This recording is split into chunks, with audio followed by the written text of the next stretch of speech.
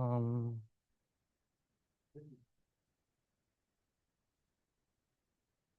okay, so let's hold on. Yep, I think I should leave here. Okay, so let's get started. Any questions regarding homework one? Any conceptual doubts from on there?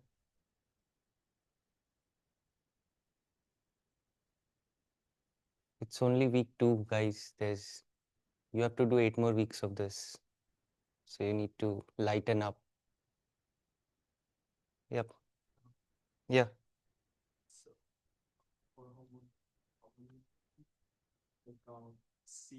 Homework problem number two, we won't be taking up in this session.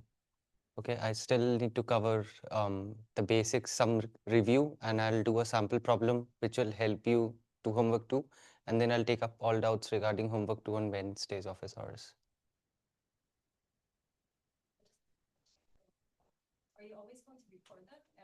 Yeah, they'll always be on Zoom and they'll always be recorded.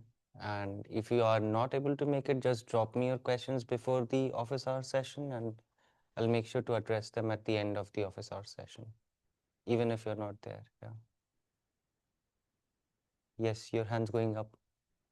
You have a question? Okay.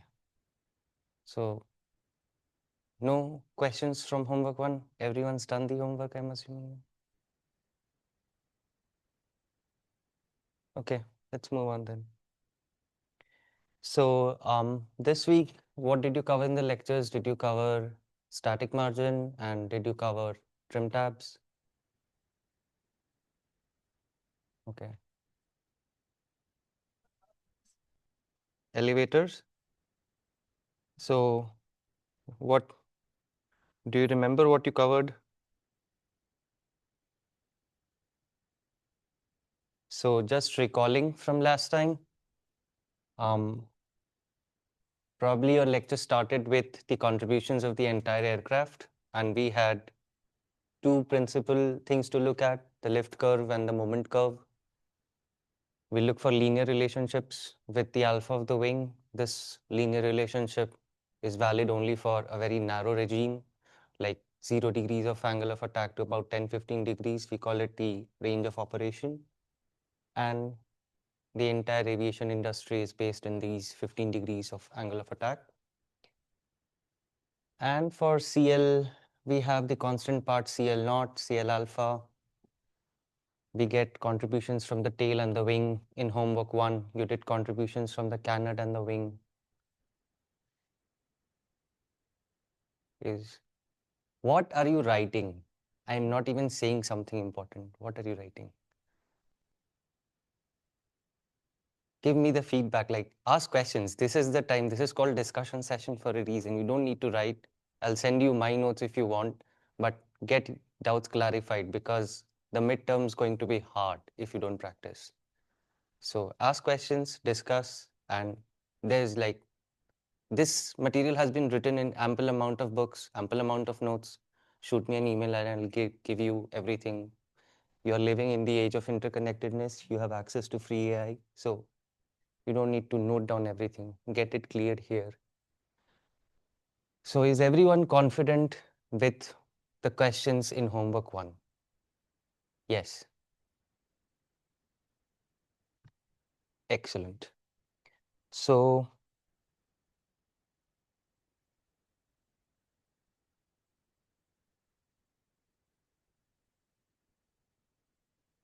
remember this figure from the lecture?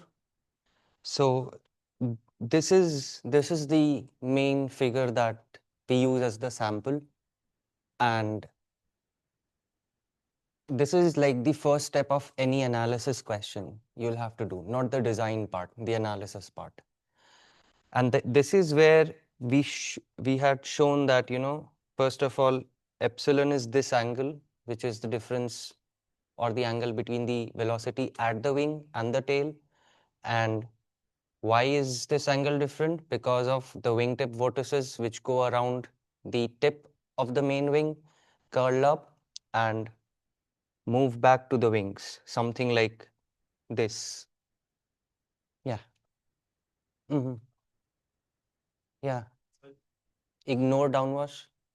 It said to ignore downwash. Yeah, so you can assume epsilon 0. Yeah. So downwash means downwash angle.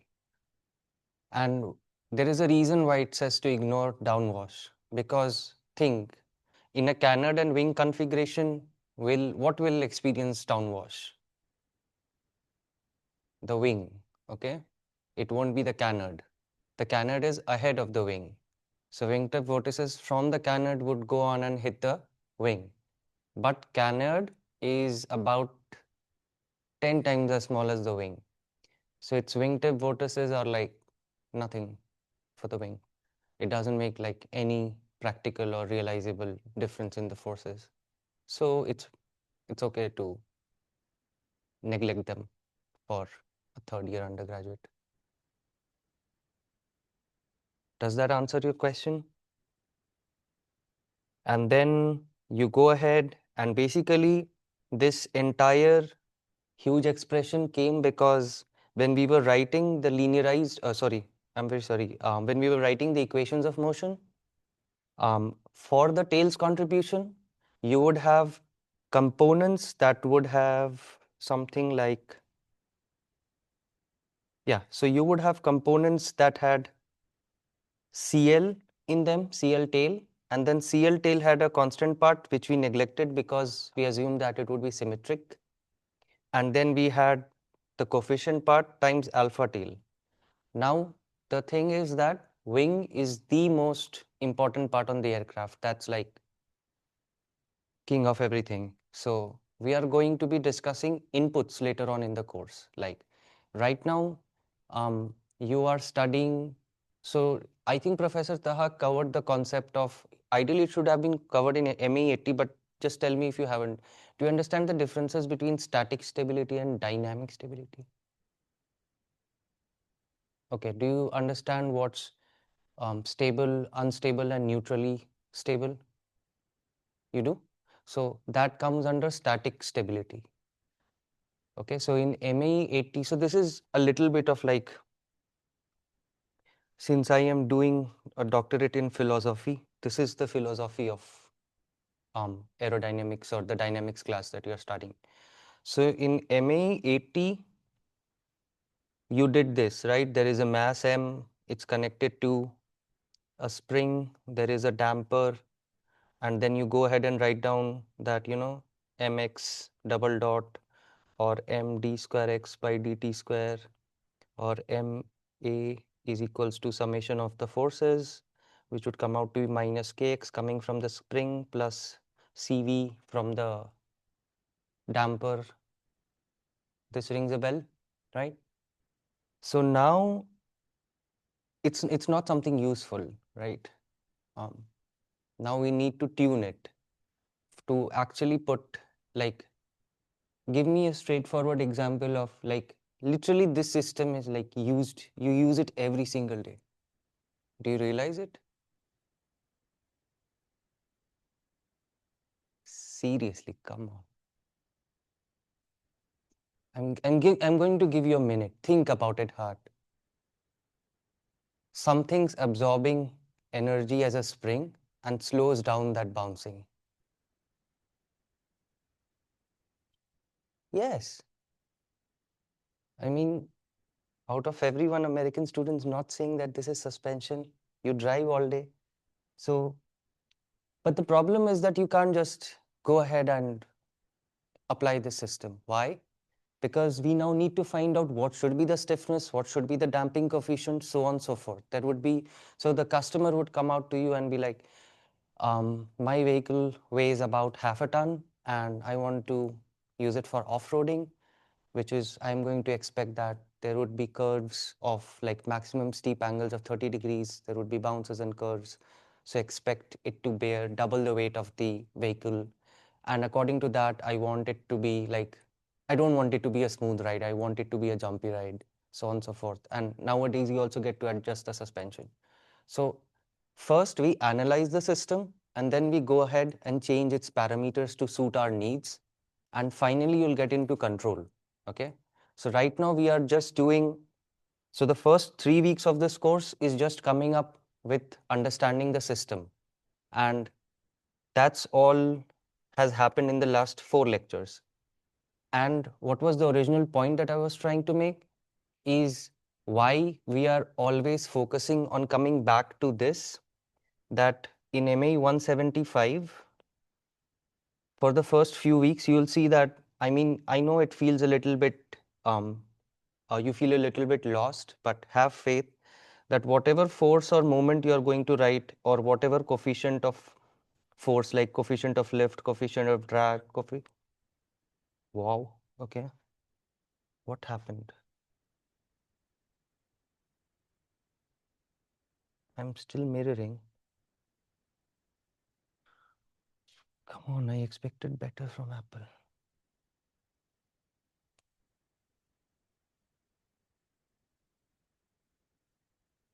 Yeah. So you have coefficient of moment, you have coefficient of lift. Like we'll be ultimately writing in terms of coefficients, okay? And then we are going to cast it in the form of a constant plus some slope times alpha of the wing. Why are we doing this? Because at the end of the day, you are going to start giving inputs to the aircraft, okay? And those inputs is anything but not the angle of attack. So angle of attack is always going to be like you could set an angle of attack, but you don't have control over angle of attack because nature can hit you from any direction. So we need to very crucially understand how does angle of attack affect the force or the moment. Angle of attack is one variable in terms of which you can quantify the entire system or the entire aircraft without inputs. Like it's the m and k of the mass springs in like you have the mass and the spring constant and the damper coefficient which fixes however the way like the system itself behaves without any inputs. And here you have this relation which tells you in terms of the alpha, the coefficient and the constant, that how it's going to be. So for the first few weeks we'll be doing this. And what else? So um, any other questions, or should I continue with the review? Yes.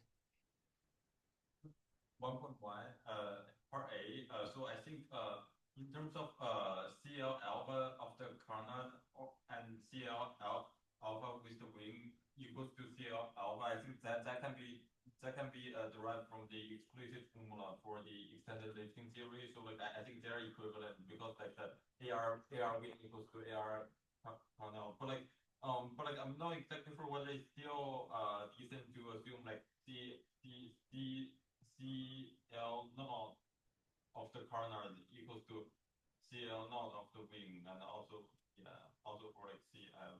CL, you are asking that should you assume CL naught of the canard is the same as CL naught of the wing? I'm not.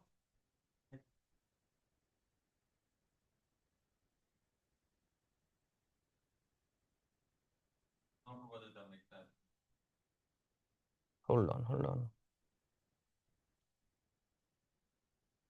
Yeah, so the aspect ratio of the canard and the wing is the same, and the canard and wing are made of the same airfoil section. Does that answer your question? So everyone gets what he's asking? Is there anyone who doesn't understand the question? So he's asking that since CL for the canard is not given, can I assume that it is the same as the wing? Am I reading it right? Something. Okay, yeah. So can any of you help him? Yes. Would be saying here in the wing at the pass. So they can they It's fine. It's fine to make mistakes. Go ahead. Don't have to, yeah.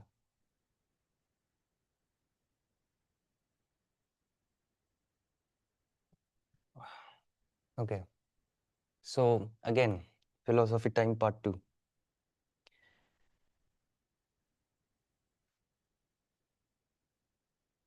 Now, have you wondered that why we don't deal with forces explicitly? Like all you are seeing, like we could have written these huge terms, right? Where there's lecture two's notes. Yep. So we do write this equation first, right? And then we go ahead and non-dimensionalize it. Do you have, why are we doing this? Anybody here taken like Professor Lieback's course by any chance, 136? So if you design an aircraft, so what happens is in aircraft design, again, people will give you required parameters. Like, for example, I want to fly from San Francisco to Sydney, a 10-hour flight direct, and I want to carry 400 people, so on and so forth. It should be able to carry this much fuel and all. So to analyze different designs, are you going to go and write down the force for each design? No, you need some way, you need some smarter way, right? Because more or less like you're going to be flying in air, you're going to be flying at some altitude, you're going to be burning the same fuel. So some things are fixed, okay? So what's the difference do you think is between this and this? Like let's say I have, yeah, call it out. So if I have an airfoil like this and I have another airfoil like this, okay? This, both of them are, let's say, some airfoil XYZ, I don't know. This is also airfoil XYZ. This has a chord length of A and this has a chord length of, let's say, 2A, okay? What's the difference in these two airfoils?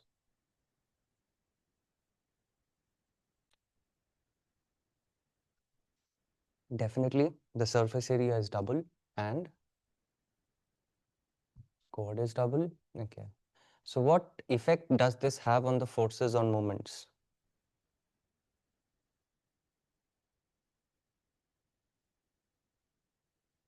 Say, speak up. All of you have paid the fall quarter fees registration? All of you have paid the fall quarter fee registration? My salary is coming out of it. I'm working for you, so make use of me, ask questions and respond. What's the difference between these two airfoils? Huh? Yes, it has definitely, it will experience greater lift, greater drag, actually double, because we know that it's directly proportional to the area and moments as well. But what's going to be same?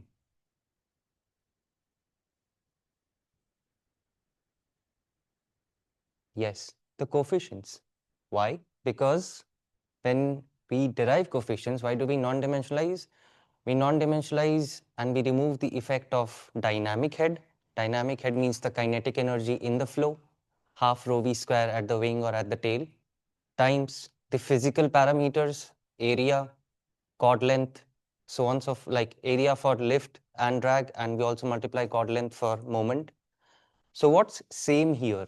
What's same is that let's say this deflects air like this, and this deflects air like this, and this deflects air like this. So in geometry, do you remember something called, I don't know what, wow, I don't recall now.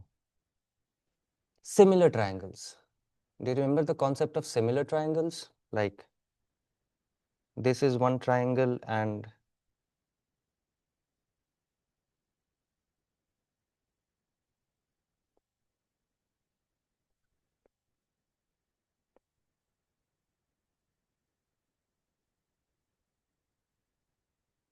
so these three triangles, these three shapes, right?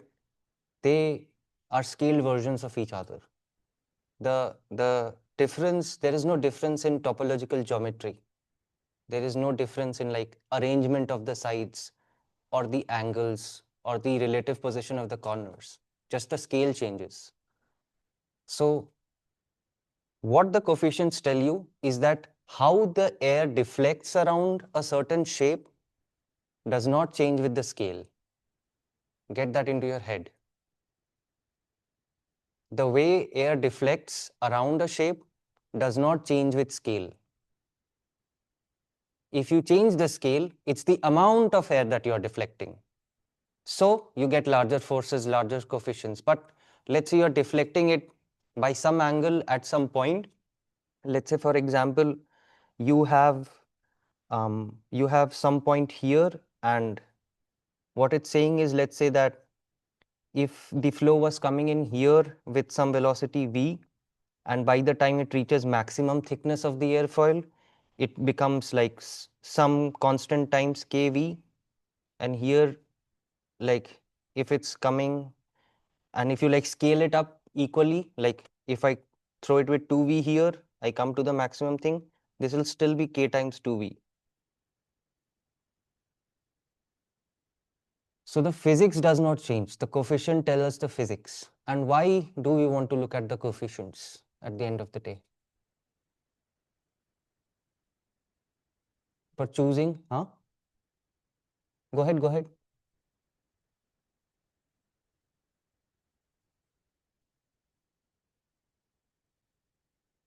The model and coefficients that a larger wing or Exactly the point I was trying to make. So I know some of you work with Formula SAE, some of you work on the solar car, some of you work with me in the wind tunnel. So whatever aircrafts you see outside, none of them have ever been actually put in a wind tunnel to test. Okay. That does not mean that they're flying on with a leap of faith. So we make smaller models of exactly the same geometry and put it into wind tunnels. And we do experiments and find out the lift and drag coefficients. From there, we know that, okay, this is NACA 0012. And if I make it fly, if I scale down the velocity, right, it's going to deflect air by the same amount. So I know that when actual Dreamliner flies at 900 kilometers per hour, I know what the velocity deflection would be there. So I can just multiply by half rho v square area times the coefficient of lift for NACA 0012. So if you want to take up a larger aircraft into the air, attach a larger wing, that's all. And then different wings have different purposes. So like, then it gets into more depth into aerodynamics. I don't want to go there. The same airfoil section would dictate like the coefficient of lift at initial angle is the same Yes. for both. Yes. Right? So if I just, so this is what we discussed right now. If you have the same, my God.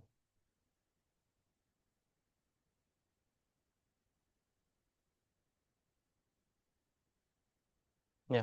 So if we have the same airfoil, then yeah, we are going to have exactly the same lift coefficients, drag coefficients, and pitching moment coefficients.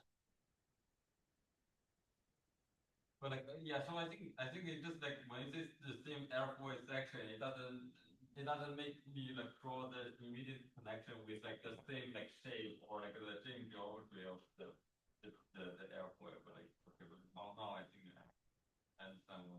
Oh no, I absolutely get that. For that, you'll have to like practice, and like you'll be given different aerofoil shapes, like you'll be given different lift coefficients. So most of the homework problems will be of the format like you saw in homework 1, that the first question would force you to go through the derivation by yourself, and the second question would give you a flavor of the numbers in the real world. So you'll get the hang of it as you go through the numbers in homeworks. Yeah. Material and same shape, it will probably make me think differently. Like, but they only say like same airfoil section, so like that just it's hard to make the connection. Yeah, I get that. I get that. That can happen. I mean, it takes time to get used to the technical literature, but I mean, you have to train your brain slash model. Okay, so let's do a quick review of what you have covered this week in the lectures. So this was a quick review, and I think you went through this exercise or sample example. Anyone has any doubts in this sample example that you went through in the class? Okay, moving on. Like the main motto of this example was to show you that this is CM versus alpha curve for different components, and then we add them together. So you can see the black curve here. This denotes the total contribution. And that is the exact thing that your customer is going to give you. They'll be like, I want to operate at some alpha, which is going to be positive, and I want some desired slope, which has to be negative. But the problem is that when you go and design the wing and fuselage, the first thing that you learn from like lecture 2 is that wing has a destabilizing contribution to the aircraft. Even though it lifts the entire aircraft, the wing has a tendency to like literally flip your aircraft up. So we need to add a tail, right? And you'll see that that is why you'll see that here the okay, the wing and so yeah, so this could not be our desired configuration, right? We needed to add a tail, and now when you add these two graphs, you get this graph. Not like just add them, but properly add their coefficients and constants.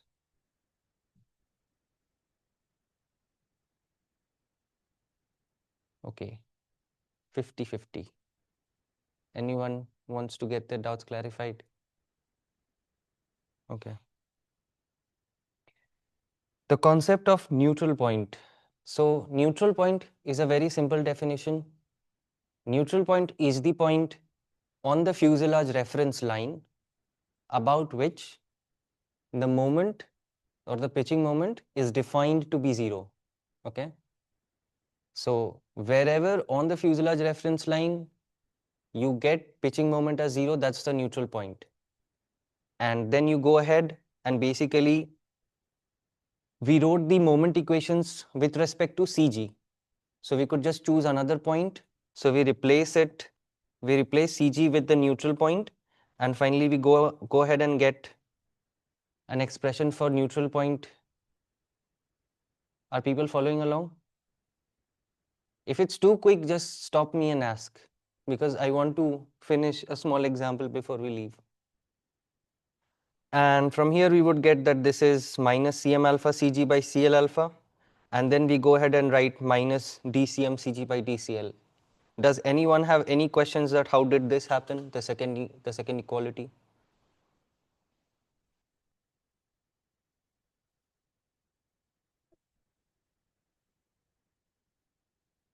Positive for stability, yes. Because CM alpha is negative, should be negative, and CL alpha is should be positive. So XNP minus XCG should be greater than 0, and has XNP should always be greater than XCG, which means that the neutral point should be aft of the CG. You will see terms like aft and fore. So aft means after and fore means before.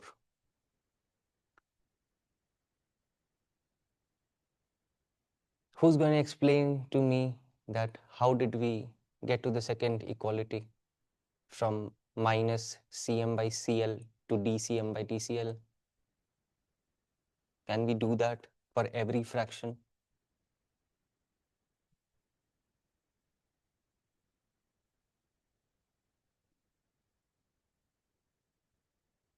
Hmm?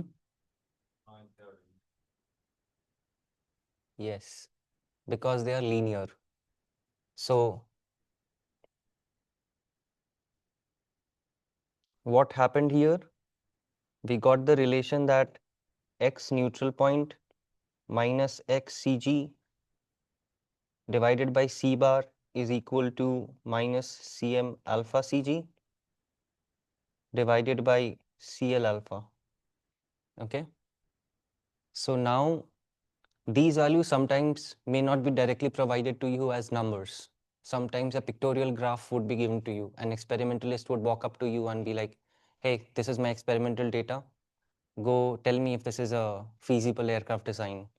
So now recall that CMCG is equals to CMCG naught plus CMCG alpha times alpha wing. Same thing for the lift. Now what I'll do is I can do this.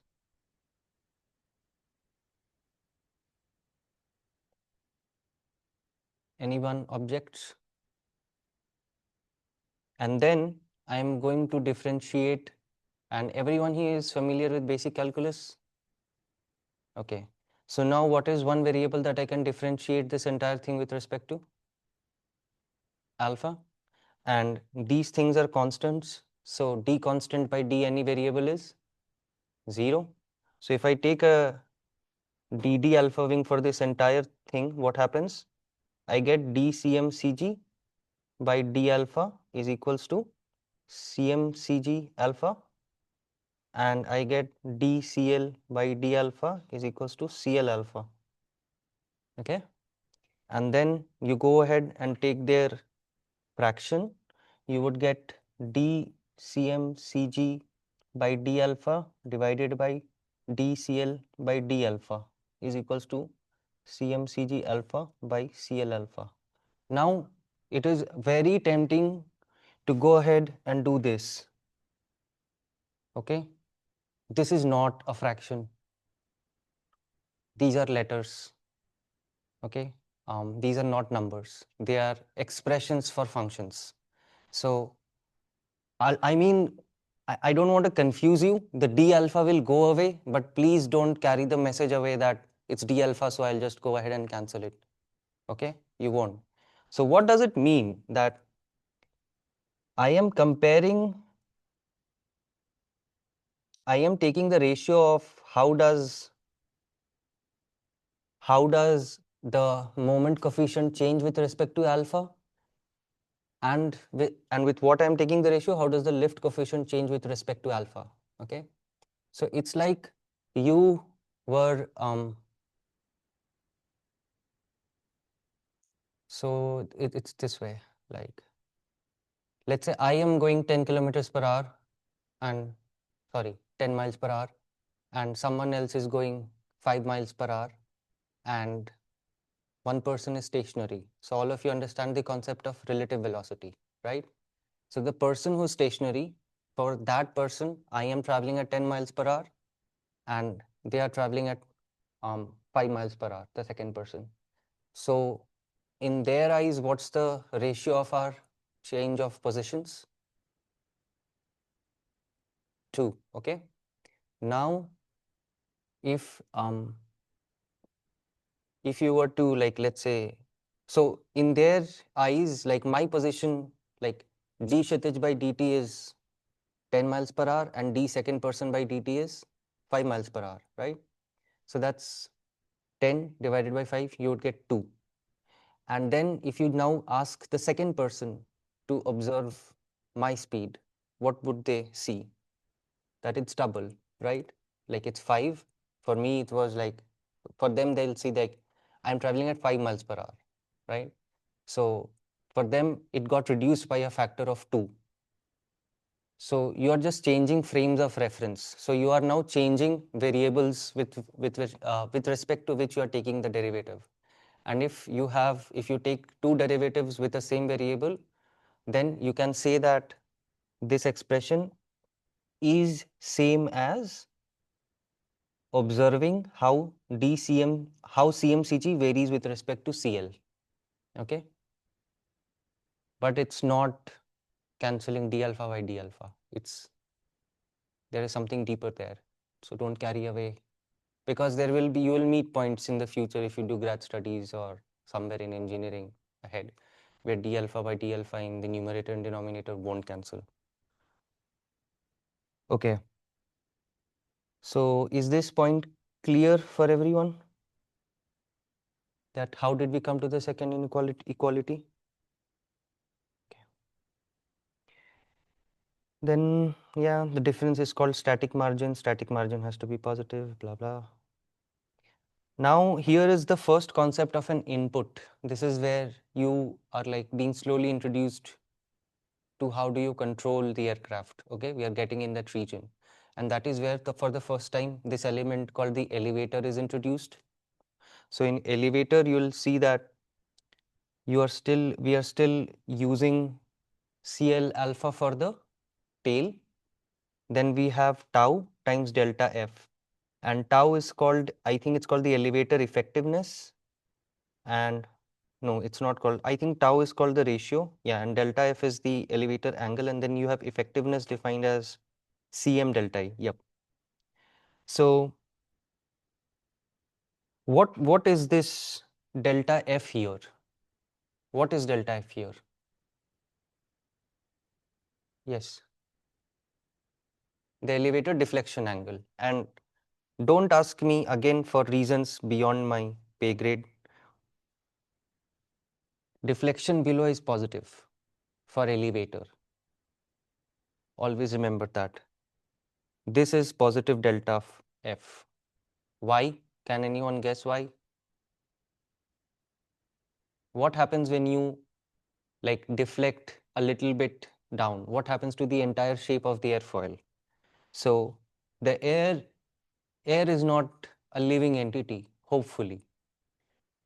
If it is, then we are not in good position. But what happened right here? The air doesn't know like whether you're deflecting or it just cares about the shape that it's seeing. And now it sees a more curved airfoil, which means that it's going to bend around more, which means now your tail is generating more lift, which means now your tail is also generating a bigger pitching moment. Okay? Which is going to take your aircraft down. So, do you see? Did you follow? Or did you nosedive? So, just to tell you that why this concept is so important, just after COVID, like all of you have heard about the grounding of the Boeing 737 in 2019. It was before COVID, yeah. In 2019, like for an entire year, all Boeing 737-800s were grounded for a year. Anybody knows the reason why? So Boeing came up with a system called MCAS,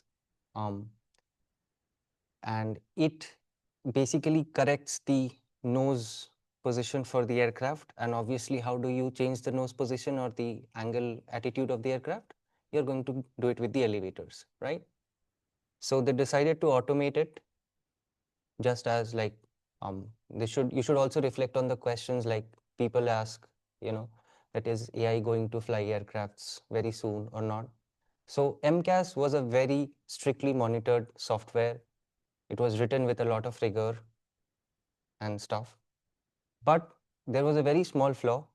And because of that, what happened, the angle of attack sensor would read an incorrect angle of attack. Because of that, the MCAS system would say that, we are hitting stall, because it would read a very high angle of attack. So what would be the natural response? Pitch down, okay? And it wouldn't come back. So that is why there were, I think, 3 flight crashes: Ethiopian Airlines, Lion Air, and I think one more, I don't remember. I think it was somewhere in Latin America, like South America. So it wouldn't recover from the nosedive after a certain point, because after a certain point you hit negative angle of attack and then the lift starts going in the opposite direction. Remember that. So this is the first point of input that you are being introduced to in this subject, right? So this will always be, remember that elevators are for controlling the pitching direction. And how do you, so now we studied the wing, we studied the tail, you did the canard in homework. Now I'm adding one more part to the aircraft, and that's a part of the tail, okay? So first of all, you will find out its contribution to the tail, and now the entire tail's contribution changes, which goes into the entire aircraft, okay? So things are going to stack up like this. You don't have to remember everything. You have to, I don't know. Anyone has a hobby here that they would like to share? I'm being serious. Which involves like physical activities. Yeah, cycling. So in cycling or in biking, like with time you realize that, when you want to pedal fast, you don't want to keep your entire feet there. When you just want to breeze through, you want your entire feet there. So with time and iteration, you build muscle memory. That's very much required to score in the midterms and end terms. That's what I'm trying to say. So if you don't do that again, you will get stuck in the midterms and end terms, because midterms and end terms, it's just going to be fancy questions of, now there is a new part on the aircraft, analyze its contribution and tell me whether it's stabilizing, destabilizing. If it's destabilizing, then where should I put it on the aircraft? How big should it be so that the aircraft is stable? Okay. So literally the next lecture is about that. Like you go ahead and discuss balance, like what does the tail configuration do? What does the canard configuration do? And we go ahead and do the same things. Like you go ahead and define CL delta E, and you define the pitching moment coming from the elevator. And this is called elevator control power. Why is it called elevator control power? Why that name? What is it controlling? Pitching moment. Okay. So it's the only contribution that a human has or a pilot would have in controlling pitching up until now, right? Alpha was not something in your control. Alpha is like you might hit a turbulence wind streams, like there might be gusts of air. So even if you're trying to cruise at 5 degrees of angle of attack, it's never really going to be like 5 degrees angle of attack. It varies very wildly. You more than you would like to imagine, like aircraft sometimes really go near stall, but we have very good safety mechanisms for that. So there needs to be very active control, and pitching moment, the most crucial, the most important. There are other ways to do it. You'll learn about coupling, but the major, or you can say, the dean of pitching moment control division is elevator trim tabs. Okay.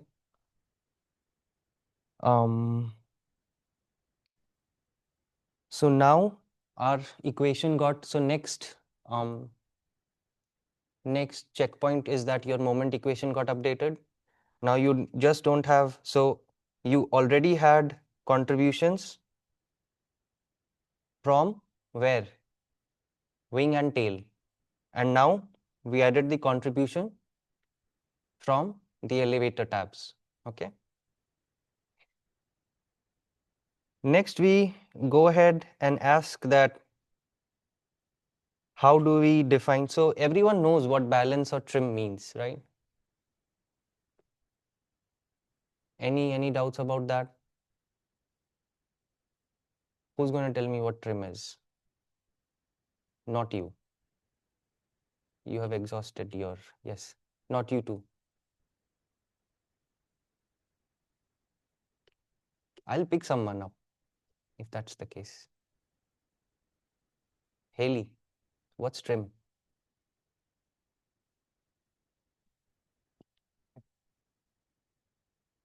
Imagine a 5-year-old is asking this question. Imagine a 5-year-old is asking you this question. What's trim for an aircraft?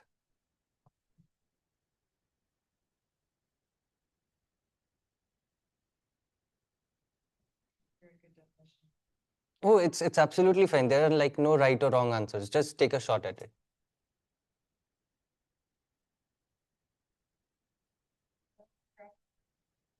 Graph, pitching moment. It's a 5-year kid. Go easy on him. Yes, 0. You got there. What should be 0? The word equilibrium is there on the board.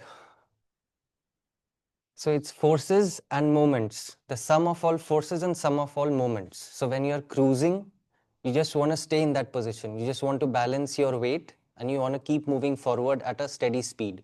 So you balance weight with lift, You balance drag with thrust, and you balance the pitching moment, the destabilizing contribution of the pitching moment coming from the wing with the elevator. But so yeah, I mean,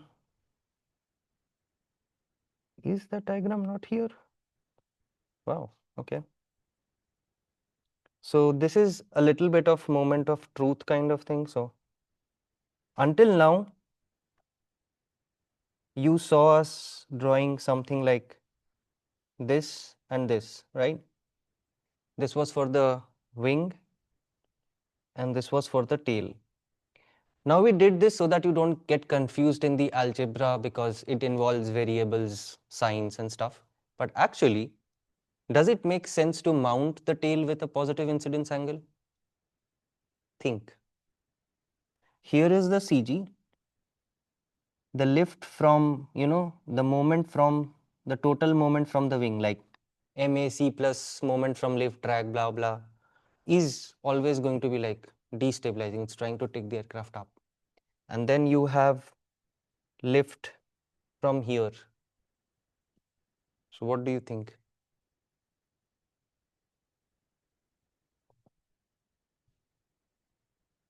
Yep.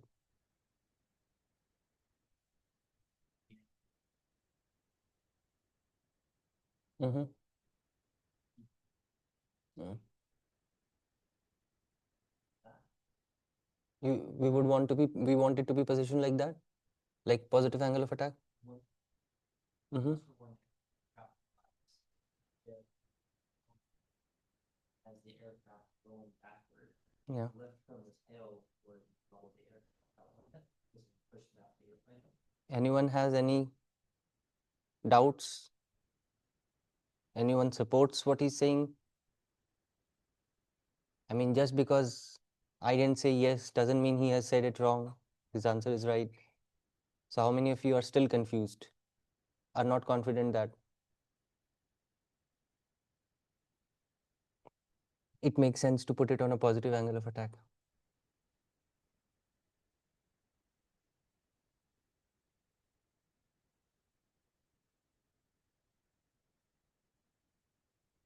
Since you have decided not to participate, I leave it as an open-ended question because it's 350.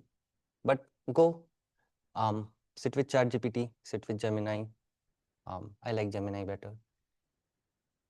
And ask that it makes sense to put the tail of the aircraft as at a positive, like not incidence, yeah, positive incidence angle, but are they generally mounted that way?